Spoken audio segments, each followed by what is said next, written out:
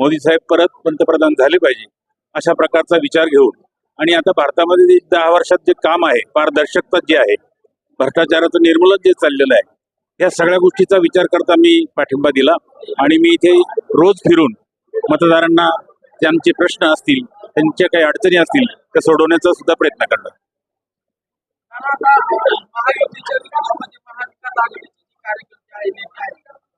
शेतकऱ्यांना कुठेतरी संभ्रमात टाकत आहे. मोदी सरकारच्या अनेक योजना आहेत, परंतु त्याच्या विरोधामध्ये कुठेतरी वेगळ्या प्रकारे प्रचार केला जातो. नाही, आम्ही आता कार्यकर्त्यांच्या बैठका घेऊन आम्ही हेच सांगतोय की जे आपले लाभार्थी आहे त्यांचं युट्यूबवर जास्तीत जास्त प्रक्षेपण दाखवलं पाहिजे की ज्या लाभार्थ्यांना महाराष्ट्रामध्ये लाभ झालेला आहे महायुतीच्या माध्यमातून ते दाखवलं जात नाही, परंतु त्याच्या विरोधामध्ये बोललं जातं आणि तेच फिरवलं जातं.